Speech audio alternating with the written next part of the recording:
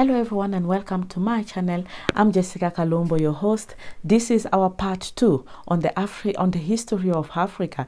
On board we have Mr. Ishmael Akwe, who is joining us all the way from Accra in Ghana, and we will be talking about the African history. Let us hear what he has to say. So would you say, with everything that you've said now, do you think these ways of us thinking, this is the African way, or this is what we believe to be the African consciousness or the African myth? Would you say that all this happens because of the apartheid? And if you think that this apartheid has affected us in that way, do you also have maybe an experience or maybe an example which you might share with us? So I'm from West Africa. I'm from Ghana. We did not have apartheid, but we had colonization. So we were colonized until 1957 when Kwame Nkrumah and some other people, with the backing of a lot of the locals, fought for independence. Britain thought, well, these guys are going to make things very difficult for us. So they decided to give up and then give independence. We became a republic in 1960.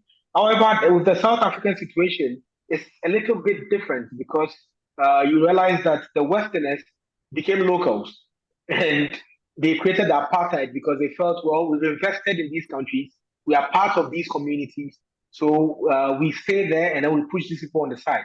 I can't say much about the apartheid in South Africa.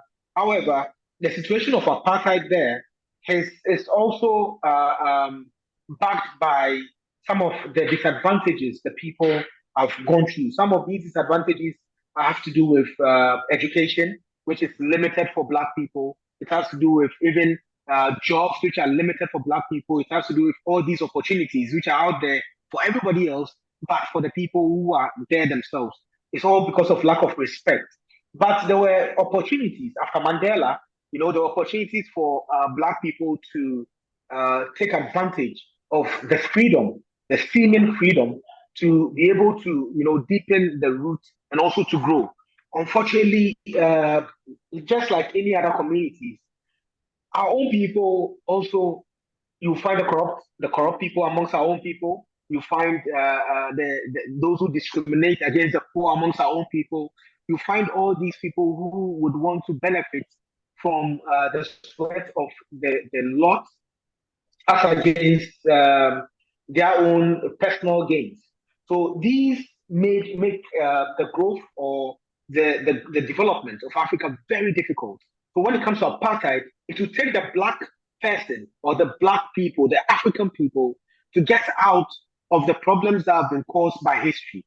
Without the African people, nothing would change. Unfortunately, we are putting our destinies in the hands of Chinese.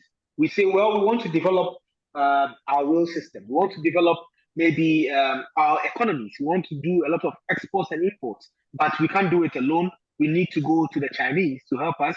We need to go to the US, the UK, Russia to help us. Unfortunately for us, we have other African countries who also need something that other African countries can also offer. For instance, in Ghana, we need a lot of, let's say, food items to be able to get I mean, to be able to feed the people in the country. We won't go to South Africa to have a trade deal, but we rather go to China to have a trade deal. So China will bring in rice, and you find rice in other African countries, and that could solve the situation. That means money that we will give to China could go to these other African countries, so they could use it for other needs that they have, so that we could also give them something that they need, and then they would also benefit from other things that we also have that they don't have. And intertrade is what is going to help us. However, we are not thinking about that because we think, oh, anybody who has a different skin color is the best person you could deal with, is the most just person. Africans are also just.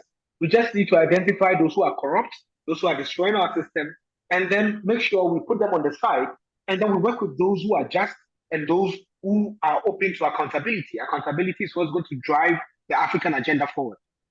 Wow, thank you so much. That even answered what was my next question as to how we could recover from all that trauma. So that you have just also given the solution, in how we can maybe overcome all the experiences and all the trauma.